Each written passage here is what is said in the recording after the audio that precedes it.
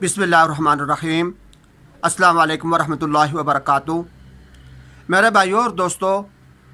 अल्लाह तबारक व तआला का हर नाम बहुत बड़ा नाम है। हम इसको इसमें आज़म यानी बड़ा नाम कह सकते हैं।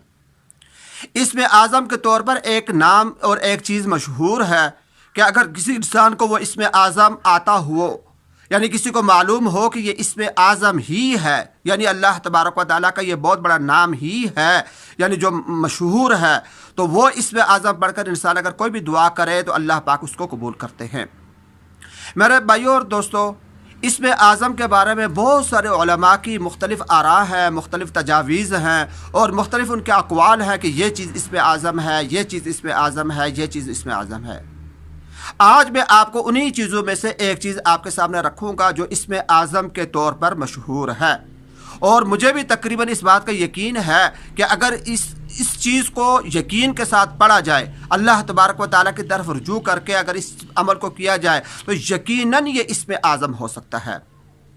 और वो मैं आपको बता देता हूँ कि मुशाह ने अपने तजर्बे वाली की चीज़ों के अंदर इस बात को लिखा है, यानी जो हमारे बड़े लोग गुज़रे हैं, उलमा गुज़रे हैं, अल्लाह वाले जो गुज़रे हैं, उन्होंने तजर्बा करके इस चीज़ को बतलाया है। बहुत से मशाइख से ये बात मनकूल है कि इसमें आज़म के तौर पर जो चीज़ मशहूर है वो सूरह फातिहा है, यानी अल्हम्दुलिल्लाहि रब्बिल आलमीन। ये सूरत जो है, ये सूरह फातिहा ही इसमें आज़म है। और इसके मुतालिक उन्होंने लिखा है कि इसको हर मुसीबत और हर कोई भी किसी किस्म की भी अगर कोई चीज़ अगर आपको पेश आ जाए, कोई मसला पेश आ जाए, तो इसको इस पर आप पढ़ सकते हैं।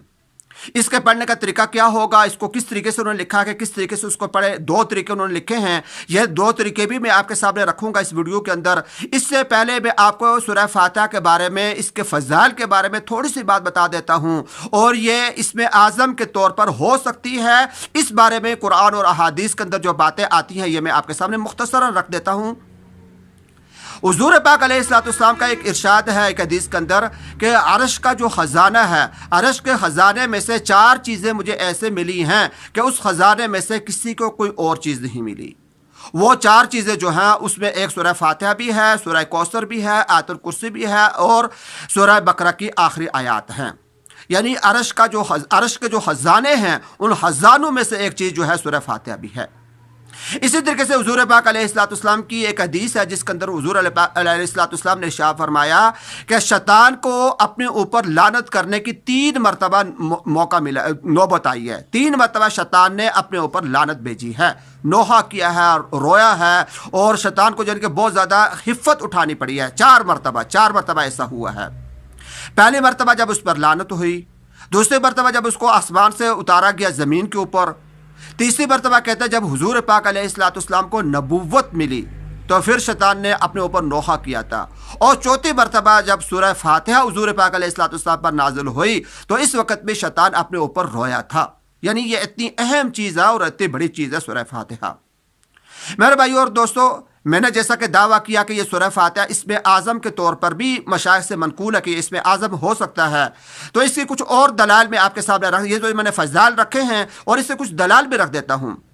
सहाबा कराम के मुतालिक आता है कि बहुत सारे सहाबा कराम से ये बात मनकूल है कि अगर किसी को कोई सांप काट जाता या बिच्छू काट जाता, किसी को मिर्गी का दौरा पड़ जाता, या इसी तरीके से अगर कोई दीवाना हो जाता, तो वो सूरह फातिहा पढ़कर इसके ऊपर दम किया करते थे। और हुजूर पाक अलैहिस्सलाम ने भी इसको जायज़ रखा है, यानी हुजूर ने इसको इनसे माना नहीं किया।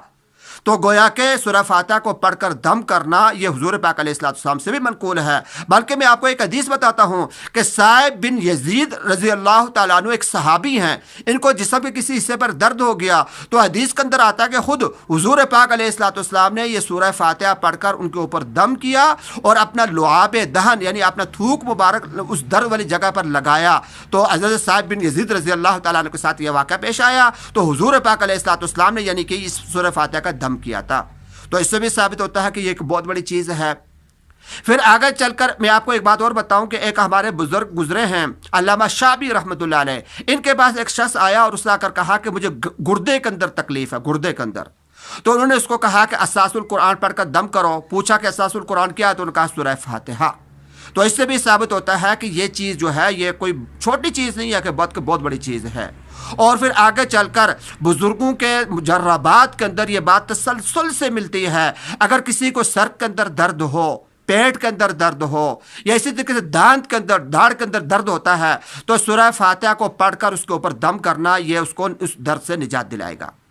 تو یہ ساری باتیں اس کو ثابت کرتی ہیں کہ سورہ فاتحہ ہی اسم اعظم ہے، بس ہمیں یقین ہونا چاہیے۔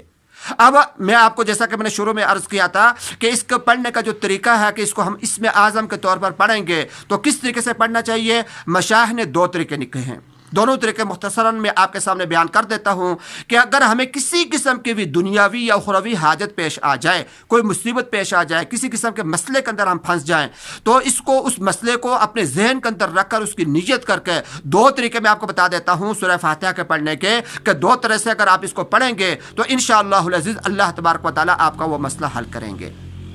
ایک تو طریقہ یہ ہے کہ صبح فجر کی سنتیں پڑھ کر فرض پڑھنے سے پہلے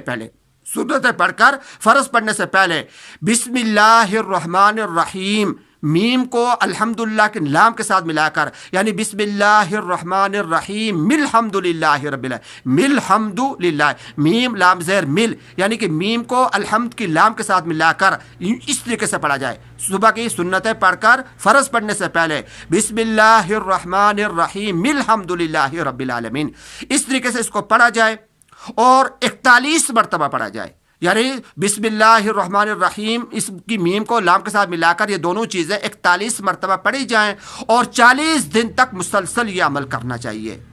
41 مرتبہ سورہ فاتحہ بسم اللہ کی میم کے ساتھ ملا کر پڑھی جائے، صبح کی سنتیں پڑھ کر فجر کے فرض پڑھنے سے پہلے 41 مرتبہ پڑھا جائے، اور 40 دن تک یہ عمل کرتے رہیں۔ اور جس بزرگوں نے لکھا ہے کہ جس کام کے لیے آپ کریں گے اللہ تبارک و تعالیٰ آپ کا وہ کام پورا کریں گے۔ تو میرے بھائیو اور دوستو، یہ ایک طریقہ میں نے آپ کو بتایا ہے۔ دوسرا ایک طریقہ اور میں آپ کو بتا دیتا ہوں۔ بزرگوں نے لکھا ہے کہ اگر کوئی حاجت پیش آ جائے تو سورہ فاتحہ کو اس طریقے سے پڑھا جائے کہ اتوار والے دن یہ عمل شروع کیا جائے، اتوار کے دن یہ عمل شروع کیا جائے کہ فجر کی سنتیں پڑھ کر فرض پڑھنے سے پہلے بسم اللہ الرحمن الرحیم ہی پڑھ لیا جائے، لیکن اس کی میم کو لام کے ساتھ ملانا ضروری نہیں ہے، جیسا میں پچھلے اس میں عرض کیا تھا وظیفے میں کہ میم کو لام کے ساتھ ملا کر پڑھا جائے، یہاں پر ملا کر نہ پڑھا جائے بلکہ ویسے ہی پڑھ لیا جائے بسم اللہ الرحمن الرحیم الحمدللہ رب العالمین۔ تو جمعرات کے دن شروع کیا جائے، اور جب ہم پہلے دن جمعرات کے دن جب اس عمل کو شروع کریں تو 70 مرتبہ اس کو پڑھا جائے، 70 مرتبہ سورہ فاتحہ پڑھی جائے۔ اگلا جب دن آئے گا، یعنی پیر والا دن آئے گا، اتوار کے دن دوسرا پیر والا دن سوار کا دن ہوتا ہے، تو سوار کے دن بھی اسی وقت جس وقت ہم نے اس کو شروع کیا تھا اسی وقت وہاں پر ایک جگہ پر بیٹھ کر پھر اس کو پڑھا جائے، اور 10 مرتبہ کم کر لیا جائے، یعنی دوسرے دن 60 مرتبہ پڑھا جائے، تیسرے دن پھر اس کو اسی وقت پڑھا جائے اور 10 اور مزید کم کر لیا جائے، 50 مرتبہ پڑھا جائے۔ اس طریقے سے 10 مرتبہ کم کرتے رہیں گے، اور جب ہفتہ مکمل ہوگا تو آخری دفعہ جب ہم پڑھیں گے تو 10 ہی رہ جائے گا، یعنی ہفتے والے دن جب آپ دوبارہ ہم اس کو پڑھیں گے تو پھر 10 مرتبہ رہ جائے گا۔ پہلی مرتبہ 70 مرتبہ پڑھنا ہے، پھر روزانہ ہم نے اس کو 10 مرتبہ کم کرتے جانا ہے، ہفتے کے بعد جا کر یہ ہمارا عمل مکمل ہو جائے گا۔ تو جس غرض سے ہم اس کو پڑھیں گے اللہ تبارک و تعالیٰ اس غرض کو پوری کریں گے۔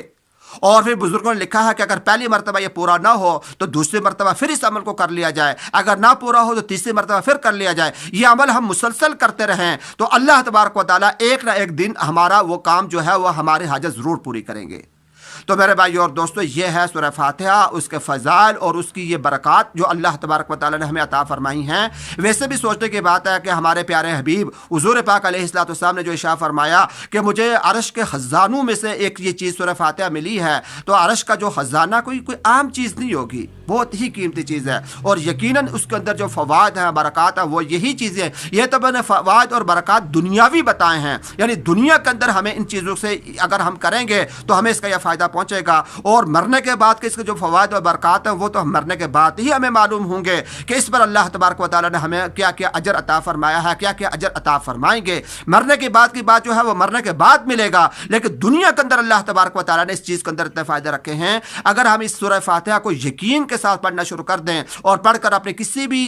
کوئی مصیبت پیش آ جائے تو جو طریقے میں نے بتلایا اس طریقے کے پر اگر ہم عمل کر لیں تو اللہ تبارک و تعالیٰ اس کی برکت سے یقیناً ہمارا یہ کام پورا کریں گے. اور یقیناً جو اللہ تبارک و تعالیٰ نے اس میں اعظم رکھا ہوا ہے وہ یہی سورہ فاتحہ ہی ہے. اللہ تبارک و تعالیٰ ہم سب کو اس کا یقین کامل نصیب فرمائے اور اس کے جو فوائد اور برکات ہیں اللہ تبارک و تعالیٰ مجھے آپ کو سب کو یہ عطا فرمائے.